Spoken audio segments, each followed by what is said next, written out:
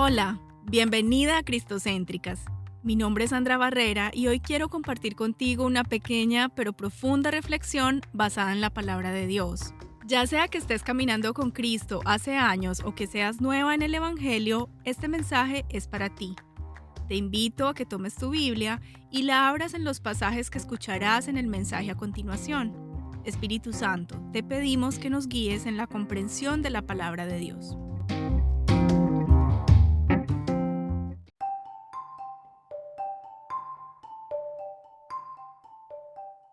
En las tres primeras partes de este mensaje estuvimos hablando sobre la forma de orar que Jesús le enseñó a sus discípulos según Mateo capítulo 6 y Lucas capítulo 11. En cada mensaje hemos estado explicando el significado de cada frase contenida en esta oración. Si no has escuchado los tres mensajes anteriores, conviene que lo hagas primero y luego regreses a este. Hoy seguiremos explicando el patrón de oración que nos dejó Jesús. Abre tu Biblia y lee Mateo capítulo 6, versículos del 5 al 15. Jesús dijo en el versículo 12: Y perdónanos nuestras deudas como también nosotros perdonamos a nuestros deudores. Esta es una oración bastante peligrosa de pronunciar, pero contiene un principio que el Nuevo Testamento se toma muy en serio. Si nosotros somos salvos por gracia, no por nuestras obras, esa misma gracia que nos favoreció a nosotros debemos extenderla hacia las otras personas. Debemos tomar en serio a Dios. En Mateo capítulo 18, versículos del 23 al 35, Jesús relata la historia de dos hombres que debían dinero. Te invito a que leas esta historia con calma. En ella se cuenta que uno de los hombres debía alrededor de $10 millones y el otro debía unos $18, haciendo la conversión a una moneda actual. El hombre al que se le debía la enorme cantidad perdonó a su deudor. Este hombre, al que le fue perdonada su deuda, no quiso perdonar al hombre que le debía $18 a él. Después de esta enseñanza del propio Jesús, el punto queda bastante claro.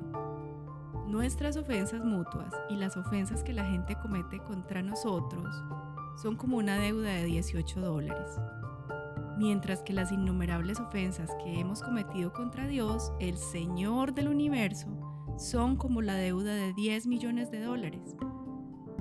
Realmente es un insulto a Dios que neguemos el perdón y la gracia a quienes nos la piden, y al mismo tiempo afirmemos que nosotros mismos hemos sido perdonados y salvados por gracia. Hay otro punto importante aquí. No debemos elogiarnos delante de Dios y reclamar perdón solo porque hemos perdonado a alguien más. Nuestro perdón de ninguna manera obliga a Dios con nosotros. El libro de Lucas capítulo 17, versículo 10, señala claramente que no hay mérito ni siquiera en la mejor de nuestras obras. Así dice el versículo. Así también vosotros, cuando hayáis hecho todo lo que os ha sido ordenado, decid: siervos inútiles somos, pues lo que debíamos hacer, hicimos. Nada merecemos por nuestra obediencia, porque la obediencia es el requisito mínimo de un ciudadano del reino de Dios. Por lo tanto, estamos meramente en una situación de postrarnos ante Dios y suplicar su perdón, habiendo nosotros mostrado ese perdón a otros. Debemos ser espejos de la gracia de Dios para los demás. La confesión de nuestros pecados a Dios, según la enseñanza de Jesús, debe ocupar una porción significativa de nuestro tiempo de oración. Debemos orar diariamente por el perdón de nuestros pecados y ser muy específicos con Dios acerca de cada uno de ellos. El libro de Primera de Juan, capítulo 1, versículo 9, dice que si confesamos nuestros pecados, Dios es fiel y justo para perdonarnos y limpiarnos de toda maldad. Aquí esta verdad es muy clara. Dios es fiel y justo para perdonarnos, pero la condición es que confesemos nuestros pecados. Pasando a la siguiente frase de la oración de Jesús, la cual leemos en el versículo 13, y no nos metas en tentación, mas líbranos del mal.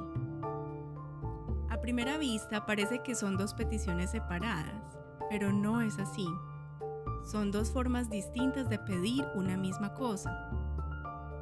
Si vamos a Santiago, capítulo 1, versículo 13, encontramos que dice específicamente que Dios no tienta a nadie. Dios nos prueba, pero no nos tienta. Una prueba es para crecimiento, mientras que una tentación tiende al mal. El único que nos tienta es Satanás, y también nos tienta el mal inherente que hay en nuestro interior. La súplica de evitar la tentación y la petición de liberación del mal son una misma cosa. En griego, la palabra traducida como mal es de género neutro. En esta sección del Padre Nuestro, la palabra mal está en género masculino.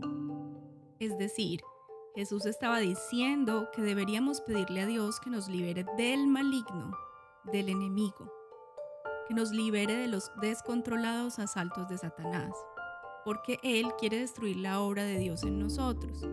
Jesús nos estaba enseñando que debemos pedirle a Dios que levante una valla a nuestro alrededor, una valla de protección.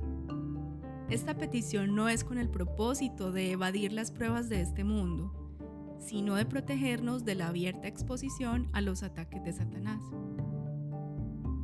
El Padre Nuestro fue dado a la Iglesia, es decir, a los que hemos creído en Cristo Jesús como nuestro Señor y Salvador, en respuesta a la petición de los discípulos de que Jesús les enseñara a orar. En el ejemplo del Padre Nuestro vemos claramente las prioridades de la oración. También podemos detectar un patrón de oración, un movimiento fluido que comienza con la adoración y avanza finalmente a la petición y a la súplica. Vemos pues cómo en 6 frases, 6 peticiones, Jesús bosquejó el patrón y las prioridades para nuestra vida de oración. Queda claro entonces en qué debemos enfocarnos cuando oramos a Dios. Podríamos resumir los elementos de la oración que Jesús nos enseñó en los siguientes. Primero, reconocimiento y agradecimiento a Dios. Segundo, oración para que las personas y el mundo conozcan y acepten a Cristo como el único Señor y Salvador. Tercero, petición de obediencia a Dios. Cuarto, solicitud de cobertura de nuestras necesidades. Quinto, solicitud de protección de los ataques del enemigo y de nuestra propia naturaleza pecaminosa.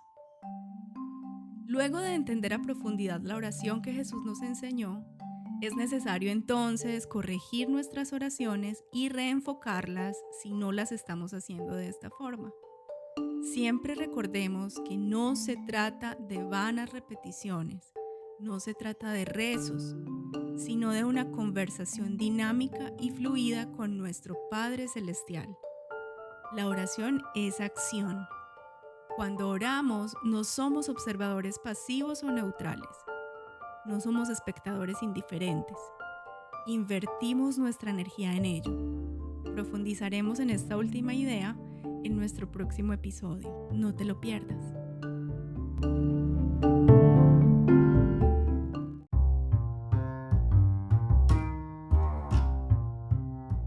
Hasta aquí nuestro mensaje de hoy. Espero que esta reflexión haya sido de bendición para ti. Compártela con tus amigas y familiares. Si tienes alguna pregunta o comentario acerca de lo que hablamos hoy, por favor envíala al correo contacto@cristocentricas.com.